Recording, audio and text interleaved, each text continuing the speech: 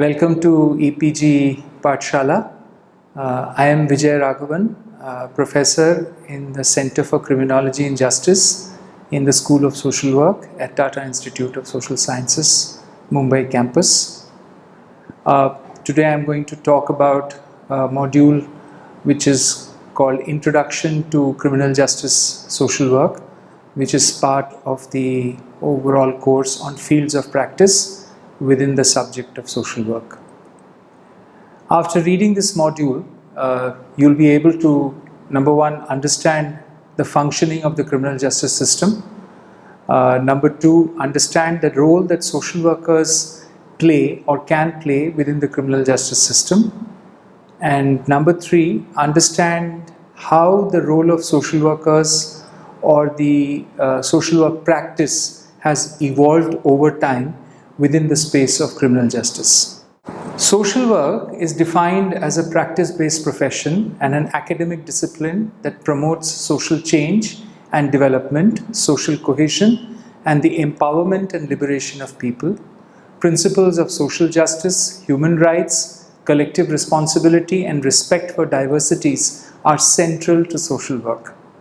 Underpinned by the theories of social work, social sciences, humanities, and indigenous knowledge, social work engages people and structures to address life challenges and enhance well-being.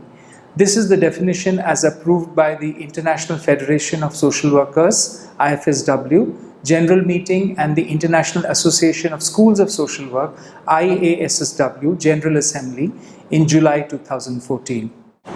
Now, when we talk of the criminal justice system, it consists of the following wings. It starts with the police, then the prosecution, the courts, the corrections, which is the institutions like prisons, and the aftercare, which is about the rehabilitation in the post-release phase.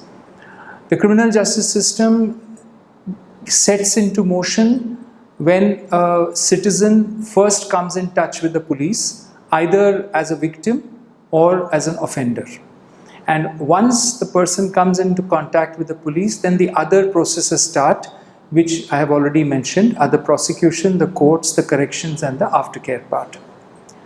Now, various groups come in contact with the criminal justice system, like accused people, people who have been convicted by a court of law, victims of crimes, then families of prisoners, including especially children of prisoners, then victims and their families, children who are in conflict with law, children who are in need of care and protection, destitute women, homeless people, people who are rescued from any kind of exploitative situation, for example, women who are rescued from commercial sexual exploitation.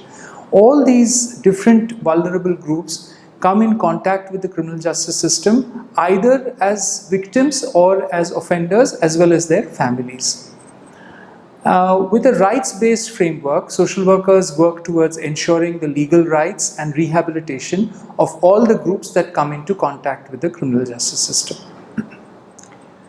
Now, when we look at the criminal justice system, the modern criminal justice system which we have currently in practice in India took shape after the revolt of 1857, because it was only after the revolt that the British administration, the East India Company was handed over to the British Crown, and there was a feeling that there is a need to have a more systematic form of governance in India, because of which the criminal justice system was one of the arms of governance which was developed.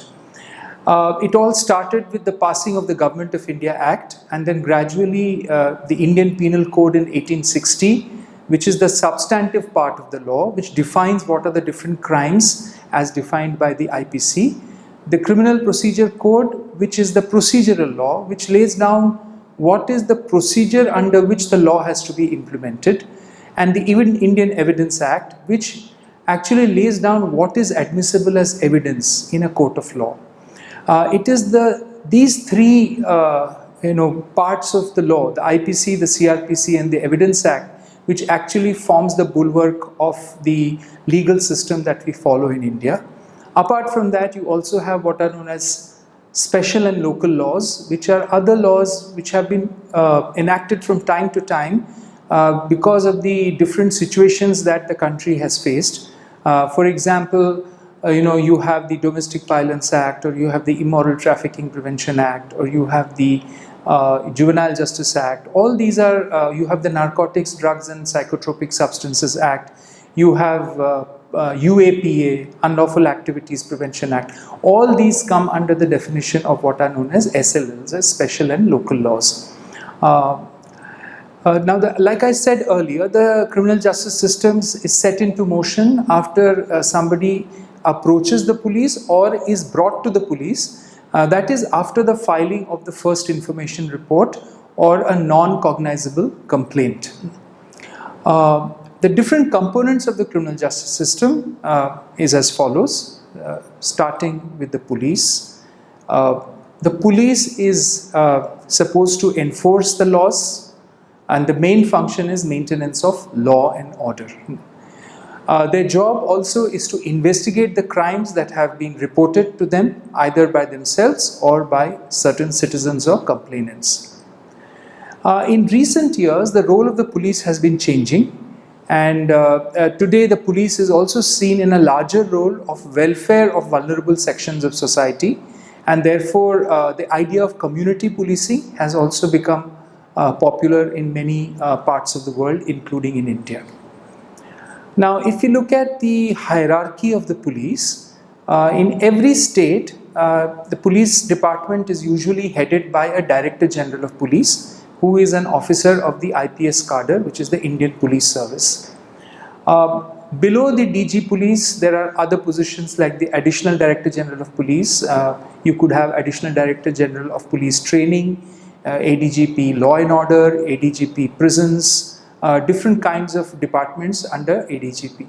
Below that, you have somebody called the Inspector General of Prisons, who is like in charge of a particular range or a group of districts. So you have IG range for Maharashtra, you might have IG Konkan region, or you might have IG for the southern region, etc., etc. Below that is the rank of the Deputy Inspector General of Police, or the DIG, who heads a group of districts and then reports to the IG. The district head, and this is what becomes the most important position in the whole structure, is known as the Superintendent of Police in districts, and in certain states where they have adopted the commissionerate system, that is the metro cities are headed by a Commissioner of Police, and the districts are headed by a Superintendent of Police.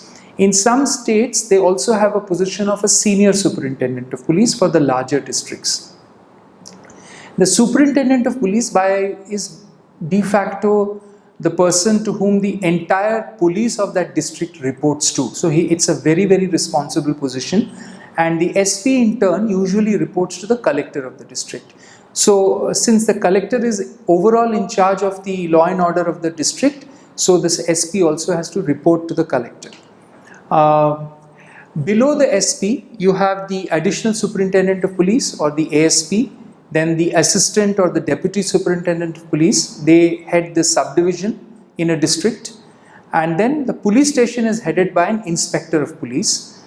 In some states, they are known as Senior Inspector of Police, like in Maharashtra, the police station is headed by a Senior Inspector of Police. Then you have sub-inspectors, you have assistant sub-inspectors, you have head constable, and then you have constable.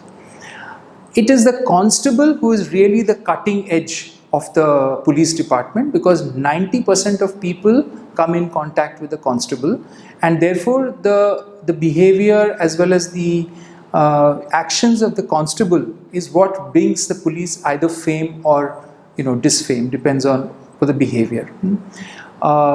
Then of course, if the constable behavior is not satisfactory, people approach the senior officers, like they would go to a sub-inspector or the inspector in charge of the police station, or they might go to the DYSP or finally the SP, and upper than that too. So the whole system is a hierarchical system. Similarly, when you look at the courts, there are different stages that come up in a criminal trial. One is first is the remand stage. That is when the person is first arrested and produced before a court of law firstly within 24 hours, and then till the person is remanded to what is known as judicial custody or jail custody, the person continues to remain in police custody. And this is usually for a period not more than 14 days. So this is called the pre-trial stage or the bail stage, this is also the stage when the trial has not yet started. Now when I say trial has not yet started, it means that the police has not yet submitted the charge sheet, and after submission of the charge sheet, the stage next is called the framing of charges. And when the charges are being framed, that means the magistrate or the judge will ask the accused that these are the charges against you, do you plead guilty to these charges? If the person says yes, I plead guilty, then there is no trial, then immediately you move to what is known as the sentencing stage. But if the person says I do not plead guilty, then the trial starts. So this is called the trial stage. So you have a pre-trial stage and you have a trial stage. And usually the bail is asked for in the pre-trial stage. In terms of the functionaries in the court, you have the magistrate or the judge. Depending on the severity of the offence, the matter will either be heard in a metropolitan court in metropolitan cities, or a judicial magistrate first class in the district places, and in serious offences they would be heard by a sessions court judge. So you have the magistrate or the judge, then you have a public prosecutor whose job is to collect the evidence and present it before the court, and the public prosecutor is somebody who actually is trying to prove that the accused is the person who has actually committed the offence. You also have the defence lawyers whose job it is to ensure that the accused person gets fair amount of justice, and there is somebody to represent his or her side of the story. Legal aid is a constitutional right, and therefore if a person cannot afford a lawyer, then the defence lawyers will come into place from the State Legal Services Authority. Every State Legal Services Authority is divided into district legal services authorities, and it is the DLSAs which provide the lawyer from the legal aid panel of lawyers.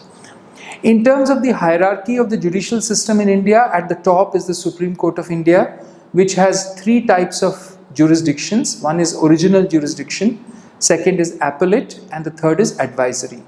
Original is that kind of jurisdiction where these matters directly come to the Supreme Court.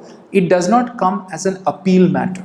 For example, writ petitions, which are filed, also known as public interest litigations. This is the original jurisdiction of a Supreme Court. I, as a citizen of this country, feel if my fundamental rights are being infringed upon, I can go to the Supreme Court and file a writ petition, and the Supreme Court will hear my case if they find substance in the appeal. Then the appellate jurisdiction is when a matter goes in appeal, usually from the High Court. So if a person has been convicted, for example, he will first be tried in the lower court. Then from the lower court, the matter will go to the Sessions Court. From the Sessions Court, it will then go to the High Court, and finally it will go to the Supreme Court. Now this is depending on the aggrieved party. If the aggrieved party, could be the state or could be the accused person, wants to appeal, there is a period within which you can appeal and the matter can go up to the Supreme Court, which is the appellate jurisdiction. Finally, you have something called the advisory jurisdiction, where the government of India can refer certain matters to the Supreme Court, asking for its opinion in terms of what can be done in a situation like this. These are usually constitutional matters. Then you have the High Court, which is the highest court at the state level. This court also has both appellate and original jurisdiction, but it does not have the advisory jurisdiction. At the district level, you have, like I already said, there are two types of courts. One is the Sessions Court, which again has both appellate and original jurisdiction. Certain kinds of cases only come directly to the Sessions Court. For example, a case of murder would not be heard in the Magistrates Court. It would go first directly into the Sessions Court. And then below that you have the Judicial Magistrate, first class, or the Metropolitan Magistrate in metropolitan areas. So the simpler offences get heard by the Judicial Magistrate or the Metropolitan Magistrate. You also have Judicial Magistrate second class, who deal with petty matters which are not imprisonable offences, where there are fine sentence cases. And then you have executive magistrates, usually the district administration, who decide on certain non-criminal matters. Now, when it comes to the corrections or the the institutional settings, so what is happening is, first the person is being brought to the police station. From the police station, the person is being taken to court. From the court, the person finally, if convicted, is sent to the prison, or even if he's an under trial, he or she is sent to the prison as an under trial prisoner. And this is where the correctional institutions are set into motion. Correctional institutions would largely be prisons, other kinds of correctional institutions like protective homes, children's homes, beggars' homes, a whole lot of institutions which are meant for either penal custody or protective custody. A penal custody is prison, and protective custody is the other institutions that I just now mentioned. Inside these institutions, you have vocational training, you will have counseling, you have some kind of education facilities, you would have civil society involvement in the form of NGOs coming inside and doing some work. You may have field action projects of universities. For example, TISS has a number of field action projects which are working in the correctional agencies. So this is the kind of work that may happen. In terms of the jails that we have, or the prisons or correctional institutions that we have, you have central prisons. What are central prisons? Those prisons which house population beyond a certain number. So if the population is more than 500, for example, it would be termed as a central prison. District prisons are those which house up to between 250 and maybe 500, and different states have different numbers in terms of, but basically a district jail houses fewer number of prisoners, and usually the district jails do not house the convicted prisoners. It is mostly the central jails which house the convicted prisoners. At the same time, I would also like to clarify that there is no hard and fast rule of that sort. You do have district prisons where you have convicted prisoners. Then you have the sub jails, which are the really small jails, and in some cases these are the jails where people are kept for a very temporary period till they are transferred to a district jail or a central jail. You also have specialized jails like special jails for women, where women from a particular region would be kept in a central location so that you can have better facilities for them. Though there are also some disadvantages of doing this, because then women get separated from their families because the distances become very far. You also have system of open prisons, whereby prisoners who have completed a certain part of their sentence are then transferred to these prisons which don't have any walls, and the escape rate of these prisons are extremely poor, which shows that that you don't necessarily need high tall walls to keep people in prison. If the person has no motive to escape, then he or she will not escape. Most of these open prisons are for male prisoners. There are very few open prisons for female prisoners. You also have open colonies whereby prisoners can live with their families. So like for example, you will have a large agricultural land, and in that area you will have small quarters, and the prisoner will be living with his family in those quarters. He will go out to work in the morning and come back before 7 o'clock, and if he doesn't come back, then it's treated as an escape, and whatever money he earns, with that money he can run his family. Now this is a facility which is available to only that category of prisoners who have shown very good behavior and conduct when they were initially in prison, and it is only open after a certain period of imprisonment has been completed. You also have something called Borstal schools.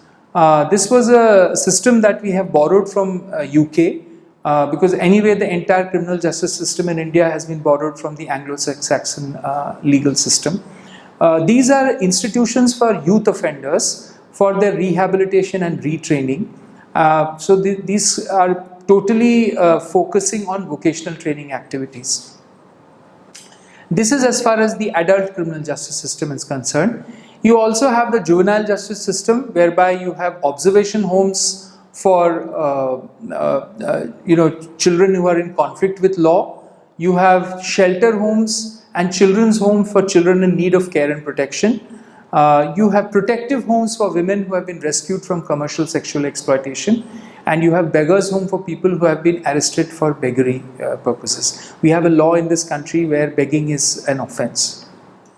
When we look at the criminal justice process, it is largely today governed by certain human rights and certain constitutional provisions. When we look at the human rights part, the most important one is of course the Universal Declaration of Human Rights, which was passed in 1948. Then you have the International Covenant on Civil and Political Rights. You have the International Covenant of Economic, Social and Cultural Rights, the Convention on Elimination of All Forms of Discrimination against Women, the International Convention on Elimination of All Forms of Racial Discrimination, and the Convention on the Rights of the Child. Of course, also the Convention on Torture, against torture. All these UN conventions have given a broader framework to understand the fact that when you're talking about people who are brought into custody under the criminal justice system, they have certain basic human rights which cannot be denied to them. In particular, with regard to prisons, I would like to mention the UN Standard Minimum Rules for Treatment of Prisoners, 1955, which lays down basic conditions under which every prisoner has to be kept, including food, clothing, shelter, visiting rights, basic other facilities, relationship with family, separation of male with female, adult with child, etc., etc. Now, when it comes to the Constitution of India, some of the provisions of the fundamental rights which we really need to look at, which kind of give a context to this whole criminal justice system, is firstly the right to life and personal liberty under Article 21, the right to freedom, the different freedoms that are given to us as citizens under Article 19, the right to equality, which is from Article 14 to 18, the Article 14 which talks about protection, equal protection to everyone before law, protection from arrest and detention in certain cases, which is Article 22, and Article 39A, which talks about equal justice and free legal aid. The process of the criminal justice starts with the arrest, which is laid down in Chapter 5 of the Criminal Procedure Code. Any arrest has to be first justified by law, and it has a set procedure in terms of issuing a warrant, reasons for arrest, family member to be informed at the time of arrest, production before the court within 24 hours, medical examination every 48 hours, and prohibition of torture. All these are laid down in what are known as the D.K. Basu guidelines, which is a Supreme Court decision taken in 1997, AIR 1997 SC 610. And this is a very important decision which has now been incorporated in the law in the CRPC. It also lays down clear identification and name tags should be there on the arresting officer and the preparation of the arrest memo. Then after arrest comes the bail stage. Now bail can be of three types: cash bail, surety bail, and release on personal bond. There are some very important Supreme Court judgments here again. The birth of public interest litigations has come from here. There is the very famous Hussain Ara Khatun and others versus Home Secretary, State of Bihar in 1979, which set for thousands of under trial prisoners released on personal bond. Recently, you have amendment in the CRPC section 436 and 436A, under which if somebody has completed at least 50% of the maximum sentence that he would have got otherwise, the person can be released on personal bond. Or if somebody has already been granted bail and more than 1 week has passed, then he should be considered as indigent and that person should be also released on personal bond. When it comes to legal aid, like I already said, there is the National Legal Services Authorities Act 1987, where legal aid is a right from the first stage of arrest at the police station. The trial process, firstly, the charge sheet has to be filed by the police within 60 or 90 days, depending on the type of case. The case is first heard by the judge or the magistrate. Then there is the prosecutor who will present the evidence against the person, will also examine the witnesses. The defense will also present their evidence as well as cross-examine the witnesses. Both sides of witnesses would be cross-examined by both parties. And then finally it will lead to pronouncing the guilt or the acquittal of the person, including discharge in certain cases. Difference between acquittal and discharges: acquittal is a person has been found not guilty, discharge is a person has been discharged because of lack of evidence. After conviction, then the sentencing stage starts, and when the person has to be sentenced, again there will be prosecution and defense laying down arguments in terms of what should be the sentence, and then the judge would finally pronounce the sentence. There's also the concept of victim compensation, which has been brought in under section 357 ABC of CRPC, and state governments have come up with their own schemes for victim compensation. For example, Maharashtra has come up with a Manodharya scheme where rape victims can get up to 3 lakhs of rupees. Now, when we look at the historical sketch of social workers in criminal justice system, the first juvenile court was set up in the United States in 1899 in Illinois, and the first organization to assist abused women was established in 1885. By 1900s, police women had begun providing social work services in police station. If you look at the Indian scenario, the first reform movement starts with the Indian Jails Committee report in 1919-1920, but nothing much came out of it because the recommendations of the jail committee was not implemented. Then you had the coming of the prisoners' aid societies, which were established in the pre-independence period. The probation officers under the Probation of Offenders Act, which was passed in 1958, which provides for community-based treatment of offenders, and aftercare homes for many of these released prisoners. In the post-independence period, the most important person that we need to talk about is the American criminologist and the United Nations correctional expert, Dr. Walter C. Reckless, who was invited to India to help lay down the correctional policies in India. Through his efforts and another UN expert called Dr. Edward Galloway, the first training program for prison officers and correctional officers was started in 1952 here in the Tata Institute of Social Sciences. Then the formation of the Central Bureau of Correctional Services was recommended, which was later renamed as the National Institute of Social Defense. The first MA degree program for government officers in the field of corrections was organized here at TISS in 1952, and from then onwards, many government officers like jailers, welfare officers, social welfare workers, probation officers came to TISS to do their masters in social work with specialization in criminology and correctional administration. Gradually, the entry of social workers into the criminal justice system was brought in through the juvenile justice system, where social workers became an important part of the juvenile justice system as probation officers. Also, many field action projects were started here at Tata Institute. For example, Prayas, which works with prisoners and women rescued from commercial sexual exploitation. The Special Cell for Women and Children, which works with violence against women victims. Resource Cell on Juvenile Justice, which works with juveniles in conflict with law. Koshish, which works with beggars' homes and people in destitution. And Tanda, which works with denotified tribes. Okay, so just to sum up, what we have tried to do through this module is, one is give you an idea of what the criminal justice system is all about, the historical development of the criminal justice system. Then we have talked about the different wings of the criminal justice system in detail in terms of the structure, the hierarchy, the functions, the role, etc.